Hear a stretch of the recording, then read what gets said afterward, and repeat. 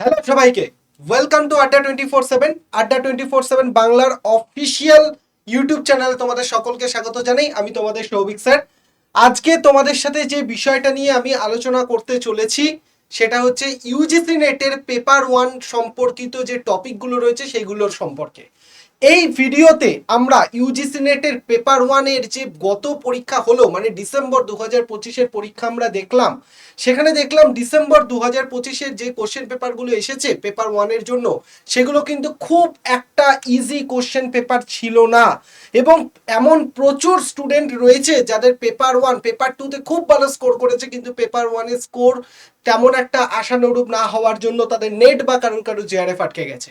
তো আজকে আমরা এই ভিডিওতে জানবো যে পেপার ওয়ানের পুরো সিলেবাসটা কি, তার সাথে সাথে সিলেবাসের কোন কোন জায়গা থেকে এখন বর্তমানে বেশি করে কোশ্চেন পেপার আসছে ইউজিসি নেটে, এবং ইউজিসি নেটের পেপার ওয়ানটাকে কিভাবে ঠিক আমরা যদি পড়াশোনা করি তাহলে পেপার ওয়ানে আমরা একটা ভালো স্কোর করতে পারবো, যাতে করে কিনা পেপার টুটাকে সাপোর্ট দেয়। কারণ তোমরা একটা জিনিস মাথায় রাখো, পেপার টু তোমরা তো অবশ্যই পড়বে, পেপার টুকে ভালো করে রেডি করবেই, কিন্তু পেপার ওয়ানকে যদি তুমি ঠিকঠাক করে রেডি করতে না পারো তোমার তীরে এসে তরি ডুবে যাবে। মানে পেপার ওয়ান যদি তোমাকে সাপোর্ট না দেয়, তুমি যত ভালো করেই প্রিপারেশন করো না কেন, তুমি কিন্তু তোমার নৌকাকে পার করতে পারবে না। নৌকো যদি পার করতে হয়, মানে নেট বা জেআরএফ যদি কোয়ালিফাই করতে হয়, তাহলে তোমাকে পেপার ওয়ানে একটা সেফ স্কোর নিয়ে আসতে হবে। বর্তমানে যা পরিস্থিতি, সেই পরিস্থিতিতে পেপার ওয়ানে কিন্তু একটা ভালো স্কোর না থাকলে তুমি কিছুতেই এই পরীক্ষাটাকে উতরাতে পারবে না। তাই আমি তোমাদের সবাইকে বলবো, যারা ইউজিসি নেট এবং জেআরএফ এবং সেটের জন্য প্রিপারেশন করছো,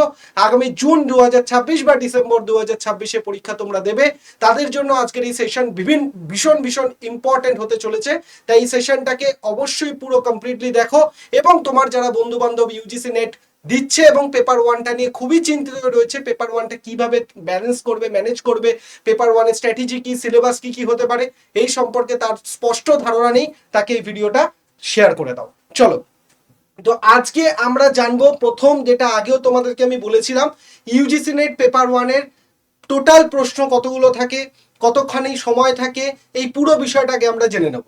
তো তোমাদেরকে আমি বলেছিলাম ইউজিসি নেট পরীক্ষাটায় দুটো পেপার থাকে, একটা পেপার ওয়ান থাকে আর একটা পেপার টু থাকে। পেপার ওয়ান মানে জেনারেল পেপার, যেটা সমস্ত সাবজেক্টের জন্য কমন, আর পেপার টু মানে হচ্ছে তোমার নিজের পার্সোনাল যে সাবজেক্ট রয়েছে সেই সাবজেক্টটা তুমি পাবে পেপার টুতে। পেপার ওয়ানে টোটাল পাবে 50টা কোশ্চেন, পেপার টুতে পাবে 100টা। মানে পেপার ওয়ানে তুমি টোটাল 50টা কোশ্চেন তোমাকে ফেস করতে হবে, এবং 50টা কোশ্চেনে পার কোশ্চেনে 2 মার্কস করে থাকে। মানে 50 × 2 করলে টোটাল নাম্বার থাকবে 100 নম্বরের পরীক্ষা হবে পেপার ওয়ান। এবং পেপার ওয়ানটা কিন্তু পেপার টু এর সাথে একসাথেই হয়, কোনো মাঝখানে গ্যাপ বা ব্রেক কিন্তু থাকে না। এবং তোমাদেরকে বলে দিই, কোনো নেগেটিভ মার্কিং কিন্তু থাকে না। তুমি 100টা কোশ্চেন পেপারের মধ্যে যদি 100টাকেই আন্দাজে মার্ক করে দিয়ে আসো, যে কটা রাইট হলো হলো, যে কটা ভুল হলো জিরো হয়ে গেল, কোনো নেগেটিভ হওয়ার চান্সেস কিন্তু এখানে নেই। সেই জন্যই কিন্তু এটা একটা বড় জিনিস যে কাট অফ কিন্তু দিনের পর দিন প্রচুর বাড়ছে। কারণ তুমি আন্দাজে কেউ ধরো মেরে দিল, তার লাখটা লেগে গেল, সে স্কোর করে নিল, কিন্তু যার লাখ লাগলো না তার হয়তো জিরো হয়ে গেল। এরকম করে কিন্তু প্রচুর স্কোর কিন্তু কাট অফ দিনে দিনে বাড়ছে। এবং যদি এখানে নেগেটিভ মার্কিং থাকতো তাহলে কিন্তু কি হতো, অনেকেই হয়তো শিওর না হয়ে অ্যান্সার করতে চাইতো না, সেক্ষেত্রে কাট অফ লেভেল কিন্তু অনেকটা কমতো। তাই পেপার ওয়ানে এই 50টা কোশ্চেনের মধ্যে বর্তমান সময় দাঁড়িয়ে যদি 35+ কোশ্চেন যদি রাইট না করতে পারো, 35+ কোশ্চেন যদি রাইট না হয়, তাহলে কিন্তু তোমার পেপার টু এর উপর প্রেশার বেড়ে যাবে, এবং তোমার হয়তো অল্প 1-2 নম্বরের জন্য তোমার সিলেকশন আটকে যেতে পারে। তাই পেপার ওয়ানকে ভালো করে প্রস্তুতি নেওয়ার আগে আগে আমাদের বুঝে নিতে হবে যে পেপার ওয়ানের সিলেবাসটা কি রয়েছে, এবং সিলেবাসের কোন কোন জায়গা থেকে পেপার ওয়ানে এখন বেশি বেশি করে প্রশ্ন আসছে। তো তোমাদের জানার সুবিধার্থে বলে রাখি যে পেপার ওয়ানে ইউজিসি নেটের টোটাল 10টা ইউনিট আছে, যেটা আমি আগেও একটা ভিডিও করে তোমাদেরকে বলেছিলাম। আজকে আমরা দেখব যে এই যে ভিডিওতে 10টা ইউনিট কি কি রয়েছে, সেই ইউনিটের আন্ডারে কি কি টপিকগুলো রয়েছে, এবং সব থেকে ইম্পর্টেন্ট কোন কোন টপিক থেকে বেশি কোশ্চেন আসছে। কারণ একটা সময় যখন ইউজিসি নেটের পরীক্ষা হতো, মানে 2019-এর 18-19-এর আগে, তখন কিন্তু ইউজিসি নেটের পেপার ওয়ানের কোশ্চেন এত বেশি কমপ্লিকেটেড হতো না। কারণ তখন অফলাইন পরীক্ষা হতো, একটাই কোশ্চেন পেপার তৈরি হতো, মোটামুটি বেশি এক্সপেরিমেন্ট করার জায়গা কিন্তু থাকতো না। কিন্তু বর্তমানে ইউজিসি নেট পরীক্ষাটা কিন্তু একদিনে হয় না, এটা বেশ কিছুদিন ধরে, এক সপ্তাহ ধরে চলে এবং একদিনে একটা কি দুটো বেশি শিফট, একের বেশি শিফট হয়। তারপরে তুমি ভাবো যতগুলো দিন ইউজিসি নেট পরীক্ষা চলবে ততগুলো দিন পেপার ওয়ান থাকবে এবং প্রতিটাতে আলাদা আলাদা পেপার ওয়ানের কোশ্চেন থাকবে। তার মানে ধরো একটা টপিক থেকে কত ধরনের কোশ্চেন কিন্তু তৈরি হতে পারে সেটা তোমাকে জানতে হবে। ধরো আগে টিচিং অ্যাপটিটিউড থেকে 3-4টে কোশ্চেনই আসতো, টাইপ আসতো, কিন্তু এখন বর্তমানে ধরো টিচিং অ্যাপটিটিউড থেকে 10-12 রকমের ভ্যারাইটি টাইপের কোশ্চেন আসবে। কেন আসবে? কারণ এখন নাম্বার অফ কোশ্চেনটাকে বাড়াতে হয়েছে। তো সেই জন্য আমাদের এই সমস্ত বিষয়টাকে মাথায় রেখে এবং ডিসেম্বর 2025-এ যেই জায়গাগুলো থেকে বেশি করে পেপার ওয়ানের কোশ্চেন এসছে সেই জায়গাটাকে আমাদের মাথায় রেখে আজকে আমাদের বুঝে নিতে হবে যে পেপার ওয়ানে কোন টপিকগুলোকে আমাদের জুন 2026-এ আগে বেশি করে ভালো করে মন দিয়ে আমাদের পড়তে হবে। চলো দেখা যাক। তো দেখতেই পাচ্ছ যে আমাদের যে টিচিং অ্যাপটিটিউড রয়েছে সেটা হচ্ছে ইউজিসি নেট পেপার ওয়ানের ফার্স্ট টপিক টিচিং অ্যাপটিটিউড। তো এই টিচিং অ্যাপটিটিউডে তোমরা দেখতে পাচ্ছ বিভিন্ন ধরনের টপিক রয়েছে। এই যে তুমি মোটামুটি স্ক্রিনে দেখতে পাচ্ছ যে টপিকগুলো, এইগুলো পুরোটাই টিচিং অ্যাপটিটিউডে থাকে। তবে যে টপিকগুলো থেকে বেশি করে কোশ্চেন পরীক্ষায় এখন আসছে সেগুলো হচ্ছে, যদি তোমাকে আমি বলে দিই যে কোন কোন জায়গাগুলো থেকে আসছে, সেটা হচ্ছে ধরো তোমার এই যে evaluation, elements and type of evaluation, elements and type of evaluation, elements and type of evaluation, এই জায়গা থেকে কোশ্চেন এখন কিন্তু বেশি করে আসছে পরীক্ষায়। তারপর হচ্ছে সোয়া মুক্স, এই যে জায়গাগুলো থেকে offline online method of teaching, এই জায়গা থেকে পরীক্ষায় দিচ্ছে। স্বয়ং প্রভা মুক্স, এই জায়গাগুলো থেকে পরীক্ষায় কোশ্চেন আসছে বেশি করে। তারপর হচ্ছে ধরো factor affecting teaching, teacher learner support material, এই যে জায়গাগুলো তোমাদেরকে আমি বলছি এই জায়গাগুলো কিন্তু তোমাদেরকে খুব ভালো করে রেডি করতে হবে। কারণ এই জায়গাগুলো থেকে তুমি যদি দেখো যে ডিসেম্বর 2025-এ মোটামুটি এই টপিকগুলো থেকেই কিন্তু কোশ্চেন রেডি হয়েছে। ঠিক আছে, চলো নেক্সট নেক্সট আমি চলে যাই নেক্সট টপিকে। নেক্সট টপিকে যদি তুমি চলে যাও দেখতে পাবে, নেক্সট টপিকে যদি তুমি চলে যাও তাহলে রিসার্চ অ্যাপটিটিউড। রিসার্চ অ্যাপটিটিউডের মধ্যে তুমি দেখতে পাবে types of research. Types of রিসার্চের মধ্যে কোয়ান্টিটেটিভ রিসার্চ, কোয়ালিটেটিভ রিসার্চ, ঠিক আছে। এই যে রিসার্চের টাইপগুলো রয়েছে, experimental research, expose factor research, fundamental research, এইগুলো থেকে কিন্তু প্রচুর পরীক্ষায় কোশ্চেন দিচ্ছে। টাইপস অফ রিসার্চ কিন্তু ভীষণ ইম্পর্টেন্ট। টাইপস অফ রিসার্চ থেকে তুমি দেখবে এবছর প্রতিটা শিফটে কোশ্চেন তুমি দেখতে পাবে। তার সাথে সাথে তুমি আরো একটা জিনিস তুমি দেখতে পাবে যে এখানে রিসার্চ, এই যে থিসিস বা আর্টিকেল রাইটিং এর যে ফরম্যাট, মানে এপিএ ফরম্যাট, এমএলএ ফরম্যাট, এই যে ফরম্যাটগুলো থেকে কিন্তু পরীক্ষায় কোশ্চেন আসে।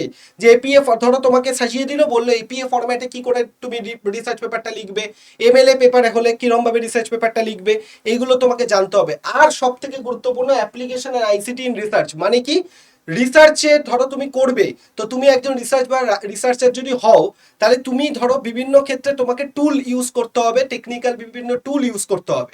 তো তুমি কোন কোন টুলগুলোকে ইউজ করলে কোন সময় তোমাকে হেল্প করবে, যেমন প্ল্যাগিয়ারিজমের ক্ষেত্রে কি কি টুল হয়, এই সমস্ত টুলগুলো কিন্তু রিসার্চ এথিক্স, এগুলো তোমাকে জানতে হবে এই রিসার্চ অ্যাপটিটিউডে। রিসার্চ অ্যাপটিটিউডে টাইপস অফ রিসার্চ, তারপর রিসার্চ রাইটিং এ আর্টিকেল রাইটিং এর ফরম্যাটগুলো এবং আইসিটি যে রিসার্চের ক্ষেত্রে ইউজ হয় সেইগুলো, এই 2-3টে টপিক রিসার্চের জন্য কিন্তু ভীষণ ইম্পর্টেন্ট। আমরা যে ডিসেম্বরে পরীক্ষা হয়েছে দেখেছি এই জায়গাগুলো থেকেই কোশ্চেন বেশিরভাগ এসেছে।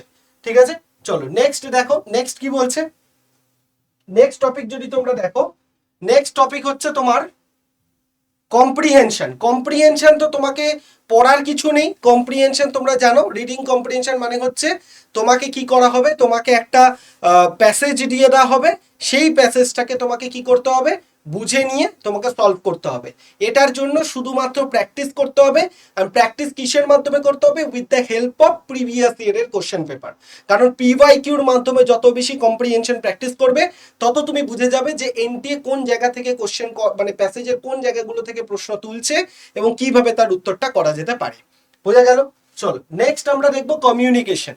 কমিউনিকেশনের টাইপ, টাইপ অফ কমিউনিকেশন কিন্তু খুব ইম্পর্টেন্ট।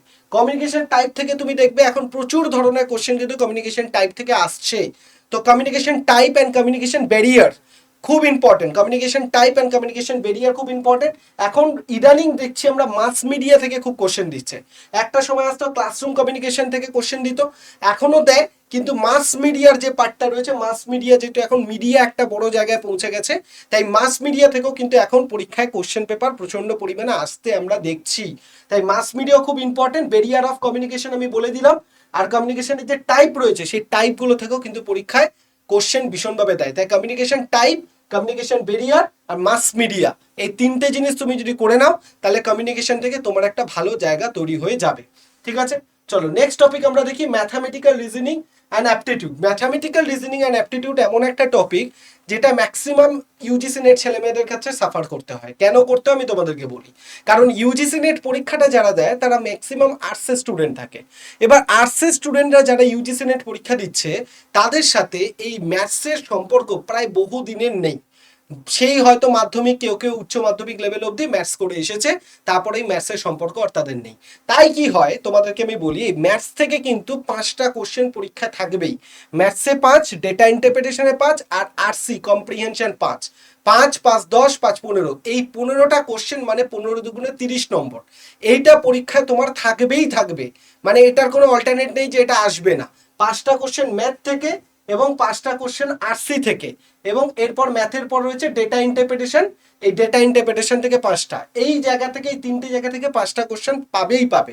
এবার ঘটনাটা হচ্ছে ম্যাথামেটিক্যাল অ্যাপটিটিউড থেকে তুমি কি কি টপিক করে নাও, পার্সেন্টেজ করে নাও, রেশিও করে নাও, রেশিও প্রপোর্শন, পার্সেন্টেজ আর অ্যাভারেজ। এই 2-3টে টপিক যদি তুমি করে নিতে পারো, ম্যাথসেও তোমাকে হেল্প করবে, তার সাথে সাথে ডেটা ইন্টারপ্রিটেশনও কিন্তু তোমাকে হেল্প করবে। তাই ম্যাথস অ্যান্ড ডেটা ইন্টারপ্রিটেশনটাকে যদি তুমি সিকিউর স্কোর করতে চাও, অ্যারিথমেটিকের যে টপিকগুলো রয়েছে যেমন পার্সেন্টেজ, রেশিও প্রপোর্শন, অ্যাভারেজ, ঠিক আছে, এই যে টপিকগুলো, এই 2-3টে টপিক একটু ভালো করে রেডি করে নাও।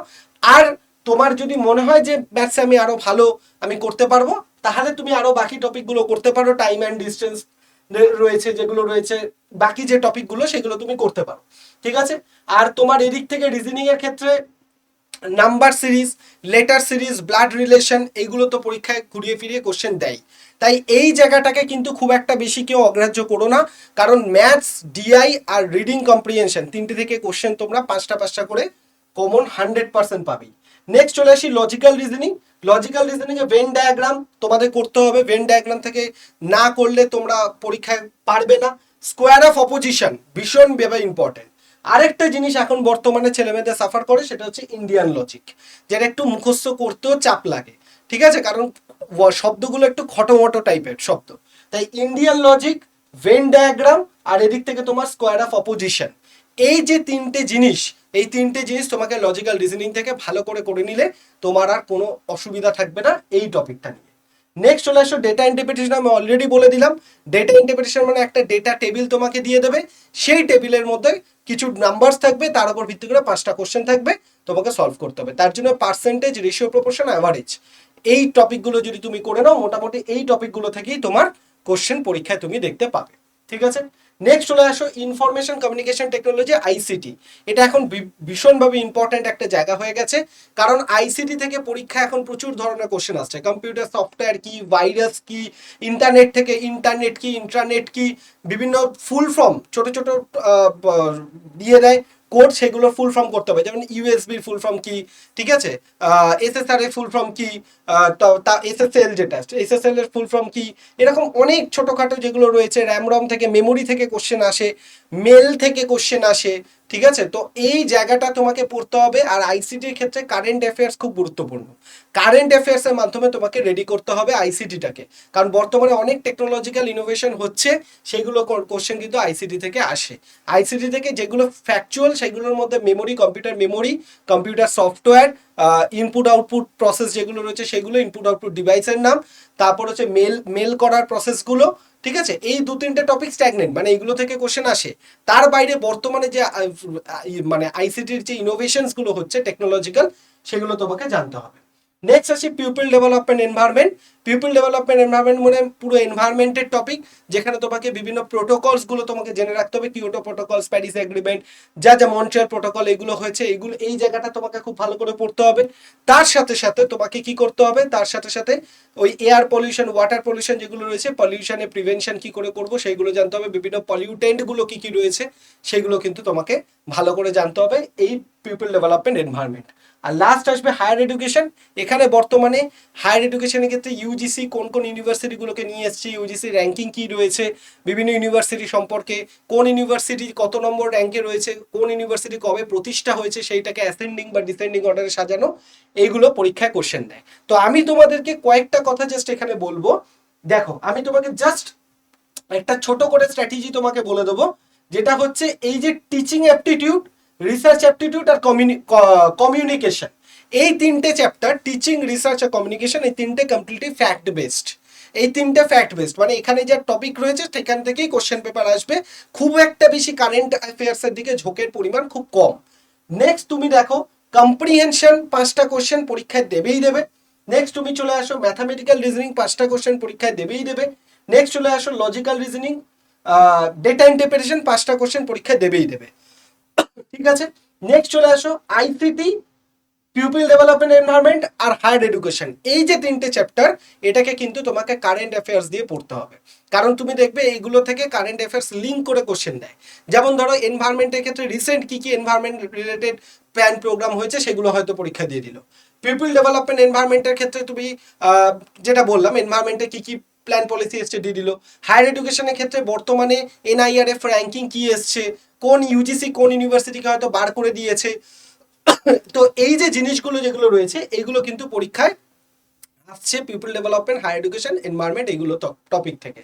তো আমি তোমাদেরকে এই ভিডিওতে মোটামুটি এইটা জানিয়ে দেওয়ার চেষ্টা করলাম যে ইউজিসি নেটের পেপার ওয়ানে কি কি ভাবে তোমাকে 10টা ইউনিট পড়তে হবে এবং কোন জায়গা থেকে কি ধরনের প্রশ্ন পরীক্ষায় আসে।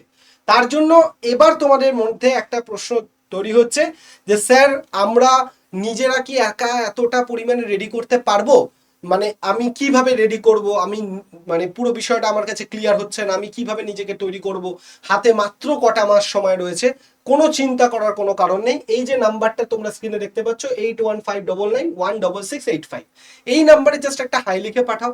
তোমরা কি করবে, একটা হোয়াটসঅ্যাপ গ্রুপ পেয়ে যাবে, হোয়াটসঅ্যাপ গ্রুপের লিঙ্কে জয়েন করে যাও, গ্রুপটায় জয়েন করে যাও। আর যে ভিডিওটা দেখছো সেই ভিডিওর ডিসক্রিপশন বক্সে চলে যাও, একটা গুগল ফর্ম পাবে, সেই গুগল ফর্মটা ফিল আপ করে সাবমিট করে দাও। এই দুটো কাজ করো। এই দুটো কাজ যদি তুমি করে নাও তাহলে কি হবে, আমাদের সাথে তোমরা কানেক্টেড হয়ে গেলে।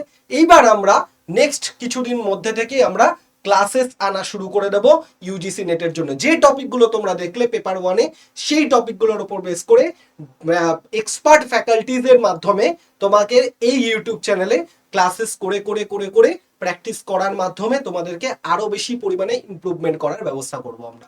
কিন্তু তোমরা যদি গ্রুপটায় না জয়েন করো তোমরা কি হবে, আপডেটগুলো পাবে না, কখন ক্লাস আসছে, ক্লাসের রুটিন কি, ক্লাসের পিডিএফ গুলো কি করে পাবে, এই সমস্ত কিছু কিন্তু পাবে না। তার জন্য গ্রুপটা এবং গুগল ফর্মটা এই দুটোকে অবশ্যই তোমরা করে রাখো। আমি তোমাদেরকে কথা দিচ্ছি, যাদের যাদের পেপার ওয়ানটার জন্য সমস্যা হচ্ছে, আটকে যাচ্ছে পরীক্ষা, তোমাদের আর কোনো চিন্তার কারণ নেই। কারণ আমি সৌভিক স্যার তোমাদের এই চ্যানেলে যখন কানেক্টেড হয়েছে ইউজিসি নেটের জন্য, তোমাদের ইউজিসি নেট জিআরএফ কারোর আটকাবে না, এইটুকুন প্রতিশ্রুতি তোমাদেরকে আমি দিতে পারি। শুধুমাত্র তোমাদেরকে কি করতে হবে, এই প্ল্যাটফর্মটার সাথে কানেক্টেড থাকতে হবে, আমাদের সাথে কানেক্টেড থাকতে হবে এবং প্ল্যাটফর্মগুলোতে জুড়ে থাকতে হবে। আমি নিজে বলছি, নিজে এই এক্সামটা 5বার কোয়ালিফাই করেছি, আমার বিভিন্ন স্টুডেন্টরা মাস্টার ডিগ্রি চলাকালীন ফার্স্ট অ্যাটেম্পটে ক্লিয়ার করেছে। যদি তোমাদের বিশ্বাস না হয় আমি এই প্ল্যাটফর্মে নিয়ে এসে তাদের ইন্টারভিউ নিয়ে তোমাদেরকে আমি সেই প্রমাণ করিয়ে দেবো, সেটা নিয়ে কোনো চিন্তা নেই। তোমাদেরকে জাস্ট কি করতে হবে, ভরসা করতে হবে, বিশ্বাস করতে হবে, এদিক ওদিক দৌড়ালে চলবে না। একটা জায়গায় ভরসা করো, আগামী 4-5টা মাস আমি যেটা বলবো সেই অনুযায়ী পড়াশোনা করো। তারপর জুন অ্যাটেম্পটে তোমার যদি সিলেকশন না হয় এই ভিডিওটা থাকবে, তুমি জাস্ট এসে একটা কমেন্ট করে দিয়েছে। ঠিক আছে, তো কি করতে হবে, তোমাকে জাস্ট গ্রুপটায় জয়েন করে থাকতে হবে।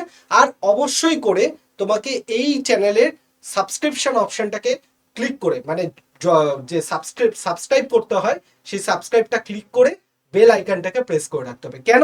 কারণ যখনই ক্লাস আসবে তোমার কাছে একটা ছোট্ট নোটিফিকেশন পৌঁছে যাবে। এই সম্পূর্ণ বিষয়গুলো করে তুমি তোমার মতো করে রেডি করে থাকো।